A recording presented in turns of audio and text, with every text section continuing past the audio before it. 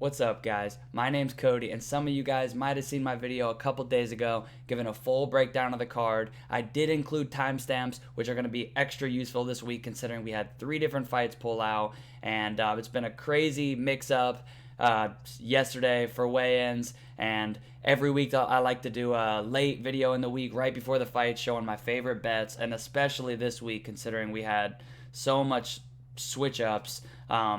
Y'all know if you watched my video a couple days ago that I was big on Marcus Perez. I was big on Ray Borg.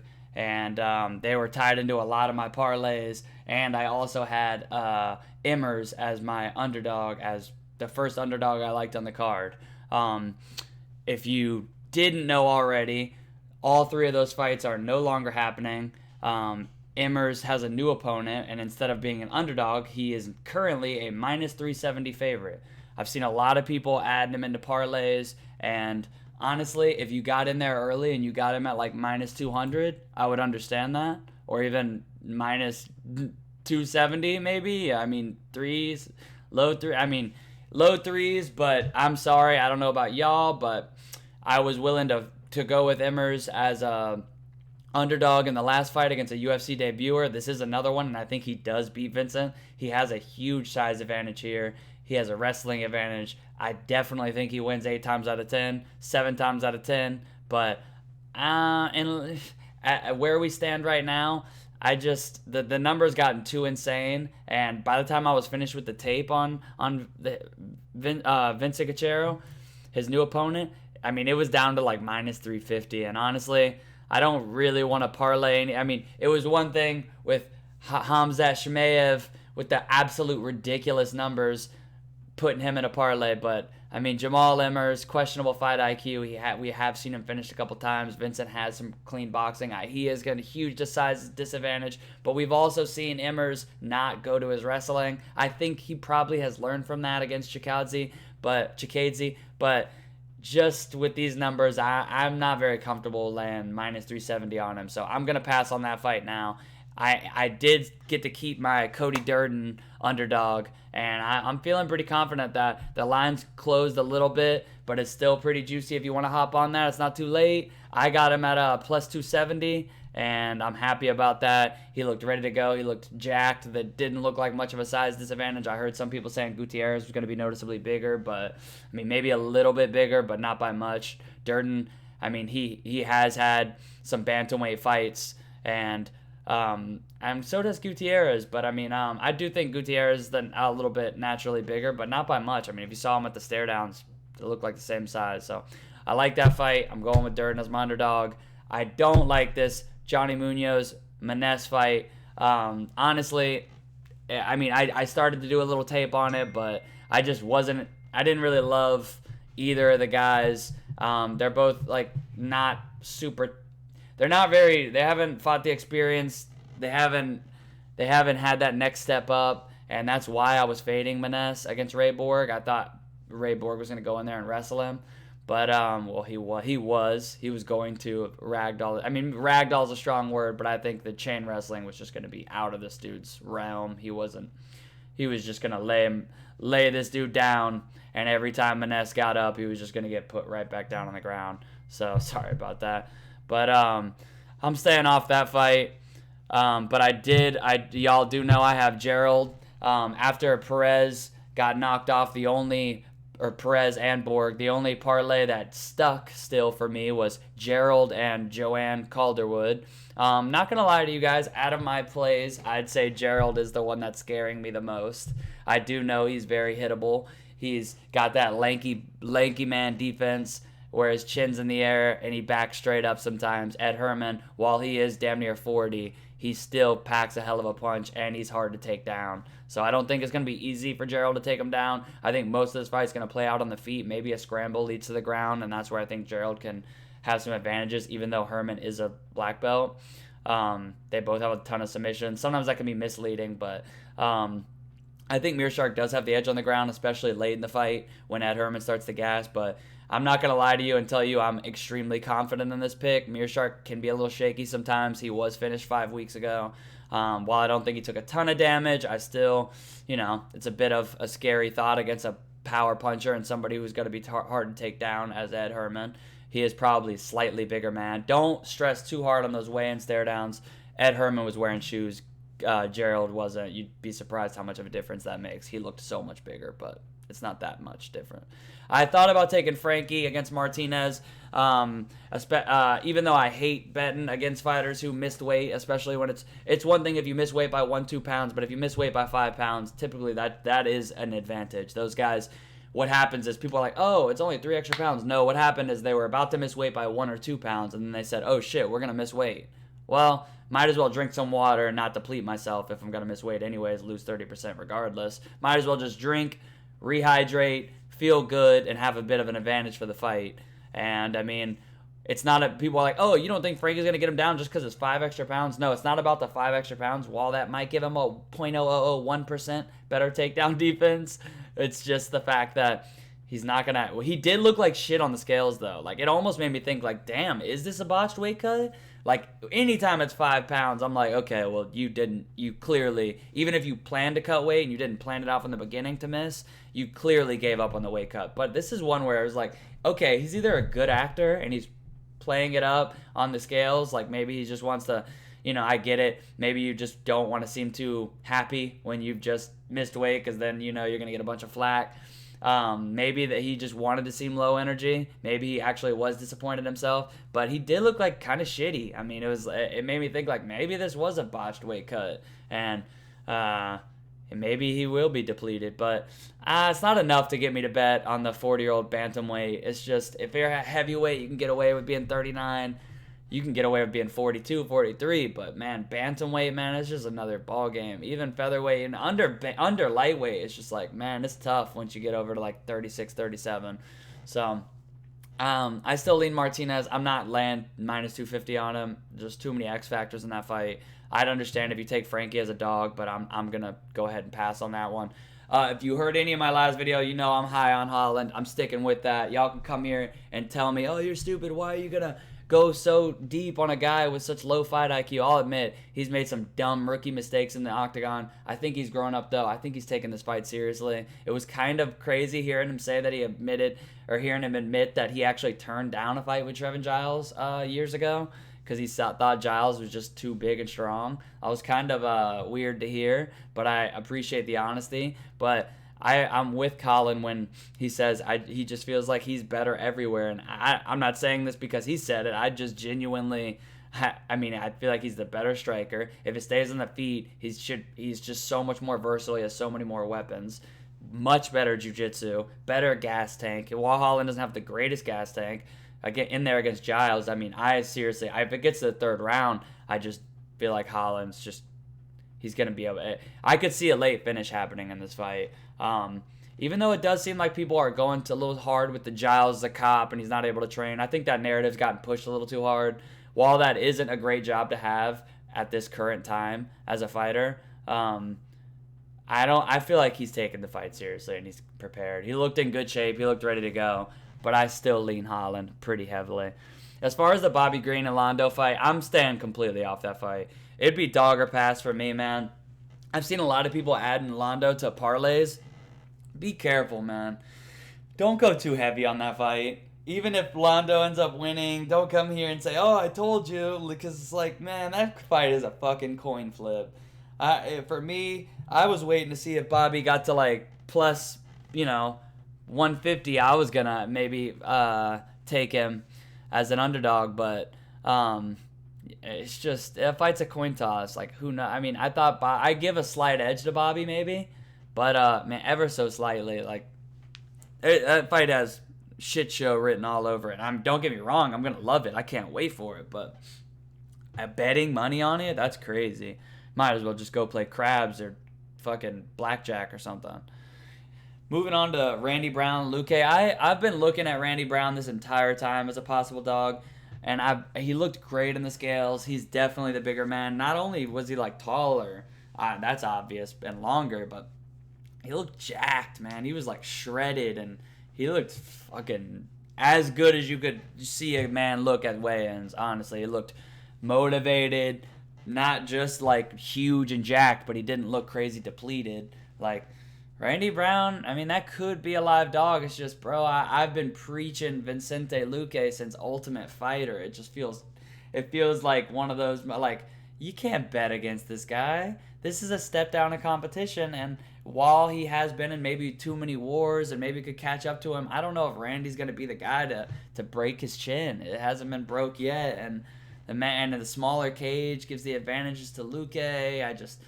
I mean, bigger cage would maybe be enough to push me over the edge, but man, that small cage is going to keep them in a phone booth. It's going to be limit Randy Brown's movement, like I'm hoping it's going to limit Chris Gutierrez's movement, and I have to lean Luque, and I just don't feel right betting against the fucking man of the fucking Prince of Violence. I don't know if we can call him Prince anymore.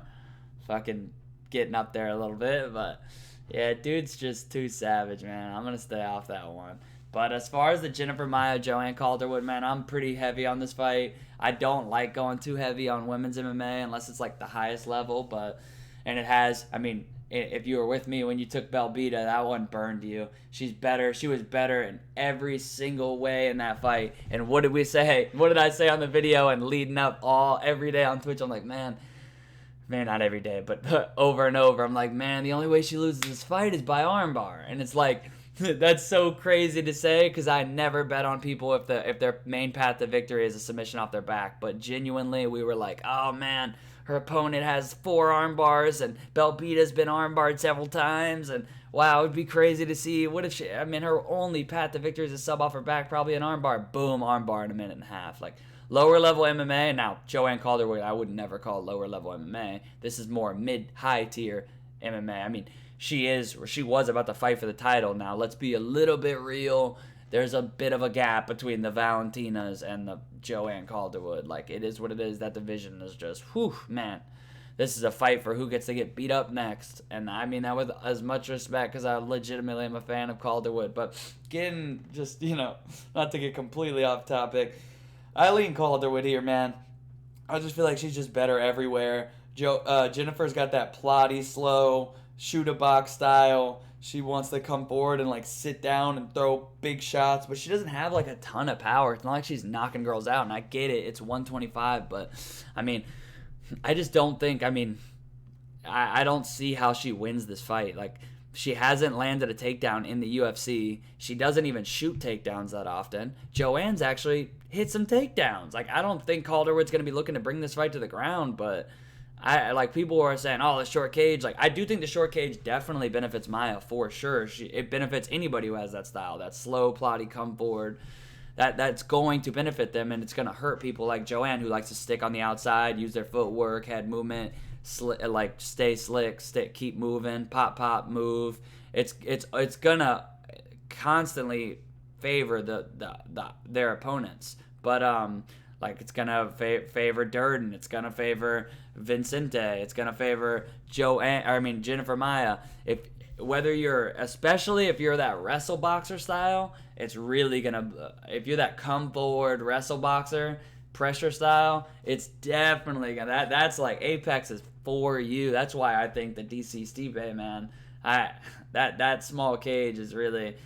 That might be it's not gonna might be an X factor. That's probably gonna be enough to push me over for DC. And even in that Adesanya Costa fight, I'm like, yo, are they really gonna make that in the Apex? Because if so, I've been saying Izzy since day one, but Apex, yo, I might have to fucking change my pick. We might have some dog money on that one. But anyways, sticking with Calderwood, man. Better jiu-jitsu, quicker hands, much better volume. I think this is going to be a decision on the feet.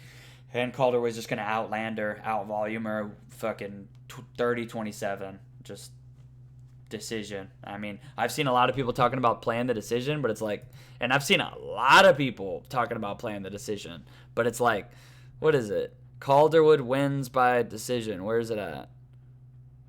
Minus 120. Like, huh? Why would you play that? Why would you play that? Betting her straight. I got her at minus 145. Even if 152, you're going to sacrifice. You're going to go from minus 152 to minus 110 for the decision. Like, That's not good enough numbers, man. Be careful with that. I've seen.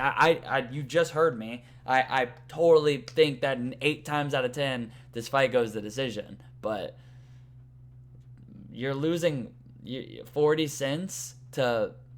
You're gaining 40 cents to go with the decision. I would be a little careful. At the end of the time, this is MMA. At the end of the day, it's MMA. I've seen so many people putting that in the parlay, like Joanne by decision.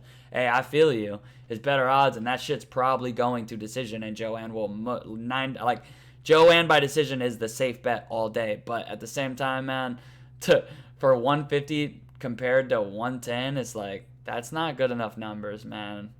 You never know. Jennifer could just be getting outclassed and just decide that she no longer feels like being in there and shell up. I mean, I don't see that happening, but it could happen, and that's not good enough numbers for that, so I'm good on that.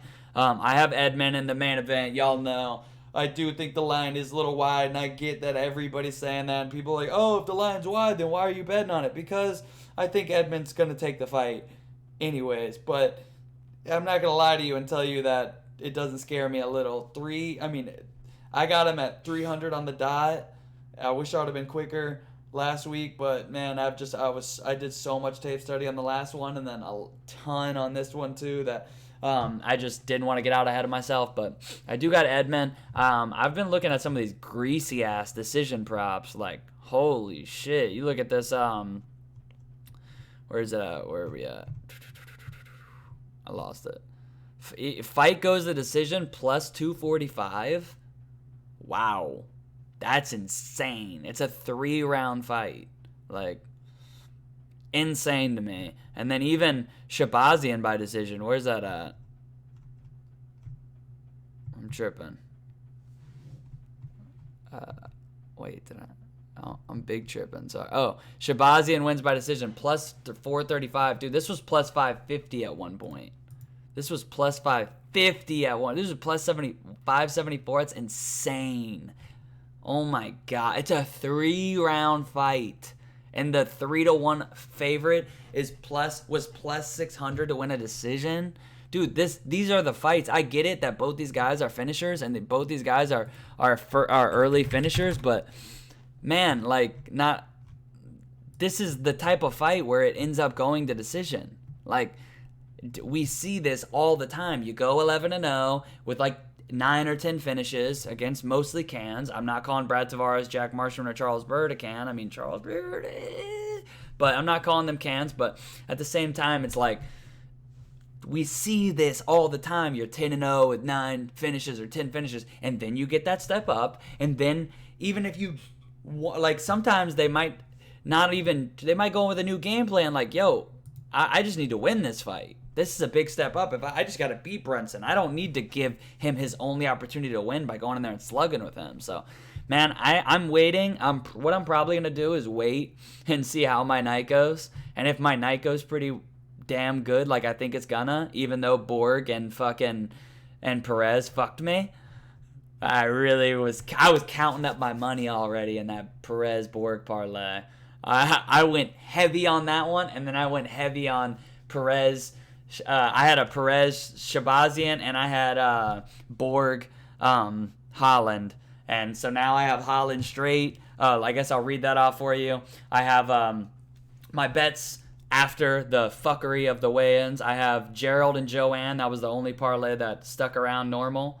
I got Gerald at minus 165 and Joanne at minus 145.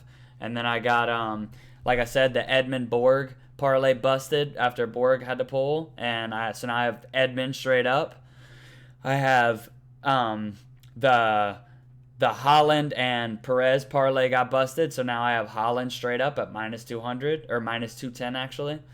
And then I have a 4-man parlay, which was a 6-man after Perez and Borg got busted out. So now I have Gerald, Holland, Joanne, and Edmund.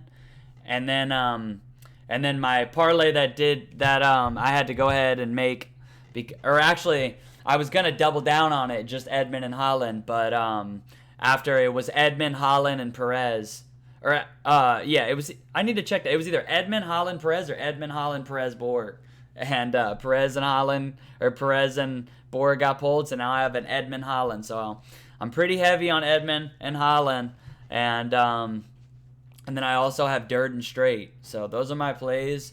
Like I said, I might end up doing, based on how the end of the night's looking, I might go ahead and throw some of the profits on either Shabazian by decision or just fight goes the decision. I really think, like, I understand why the line is what it is. But these are the type of plays that you can really honestly make money on, because these are two finishers, so everybody says, oh, it's definitely going to end, not only get finished, but it's probably going to be a first-round finish. Yeah, I understand that logic, but Edmund might just come in and say, I'm 11-0, I'm fighting the clear, like, this is the clear step up. I mean, Brad Tavares was a step up, but this is if he wins this fight, it's off to the races. If he wins this fight, he's going to fight, like, a top-ranked guy, like top 5, and if he wins that, man, he is literally in the mix. I don't want to see him fight Adesanya anytime soon. I mean, I won't say anytime soon, but I want to see that in like 2 years if he's still winning. Please give this kid room to grow. He's 22 years old. But at the end of the day, the UFC is clearly setting this up. They want him to go in there and knock Brunson out. But, man, I would not be surprised if he just wins the first 2 rounds and then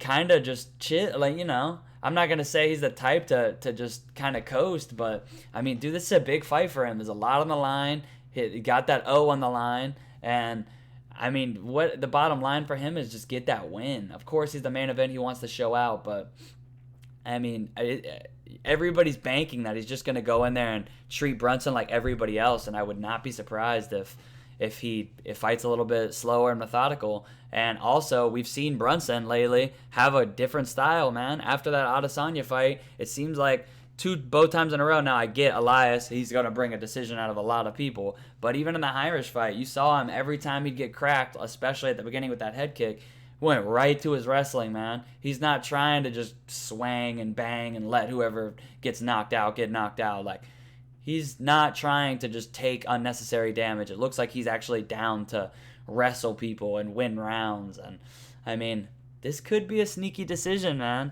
This could. And, I mean, even Brunson that's what I'm saying. Like, that line is wide. And you could, I mean, a fight goes to decision could be a sneaky bet, because that's a good line, man. Any 3-round fight to go by decision, and it's plus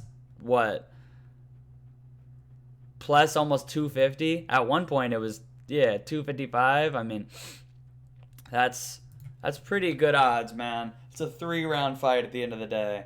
Finishes like you put Derek Lewis and Francis Ngannou in there, and oh man, this fight's not gonna. Sometimes it's the opposite. Both guys are like, oh shit, this is a finisher I'm fighting. I'm the better fighter. That guy's a finisher. Let me just win the rounds. We might see that. We might see Brunson come out with a heavy wrestling game plan, and we might see Edmund look for the finish early, and when he doesn't get it, say, okay, let me not gas out. I mean, that Darren Stewart fight got a little dicey, and I mean, there's a lot of eyes on you right now. He needs to get this win. You don't want to lose to Brunson as a 3-1 favorite. He might end up, if he can't get that finish early, just winning 2 rounds. And I do think Brunson's going to have to annihilate him to win the decision. I'm not trying to be Eddie Bravo, but and I mean, he's going to have to really outclass him in 2 of those rounds, because you're fighting the Golden Boy. So that's it, really. Went a little longer than I wanted to. I was trying to keep this thing like 10 minutes, but there's so much fuckery on this card, man, between the last video and now. So hope you liked it. I'm going to put some timestamps below, because I know y'all sometimes, oh shit, it's right before the fights, I want to watch the specific breakdown or some shit like that. I did get into the fights way more in the last video. I appreciate y'all coming through, man. If you do like it, drop a like. Make sure you subscribe. I was saying in the last video, I'm learning how these analytics on YouTube work. I'm a Twitch guy, and unacceptable that like 65% of my viewers are unsubbed. Click that sub button right now. And then come in on Twitch. We're going to be live on Twitch for the fights. I'm going to be tweeting out my picks too, so follow me on Twitter. I'm going to put my Twitter and Twitch in the linked below. And shit, man, appreciate y'all watching. Good luck on your bets. It's going to be fun fights. Even some of these fights I'm not betting on are fun as hell, man. This Randy Brown, Luque fight, and the Bobby Green Venata, Kevin Holland, Giles, man, that's lit. I can't wait. Obviously, the main event. It's gonna be fun fights, man. I've seen people shitting on this card, but I genuinely, I can't wait. Even that first fight, that's such a stylistic. Like, that's gonna be fun, man. Obviously, we hope Durden gets in there and gets the wrestling done. Appreciate y'all, though, man. I'll catch y'all next time. We'll see you next week for the card. I'm not gonna lie, I'm liking that juicy Olenek underdog play. Derek Lewis is my favorite heavyweight and one of my favorite fighters, the absolute man, and it's gonna break my heart if I have to bet against him. But motherfucking Olenek, y'all must have forgot. I get the man's fucking 48, but no, I'm kidding. But yo, this man's got the most wild record of all time, bro. Real quick. 46 subs and 8 finishes. Yo, he's fucking finished 54 out of his 59 wins. 46 by sub. That's insane. And we have seen Derek Lewis go in there and just shit the bed, man. We don't even... What's his back looking like, man? That's a serious X factor, man. Jesus. I ain't betting Derek Lewis as a 2-1 dog, let alone damn near 2.5. That's crazy. Anyways, I go on for days. I'll catch y'all next week, man. Probably Wednesday. And until then, man, appreciate you coming through. And I'll see you on Twitch. Peace.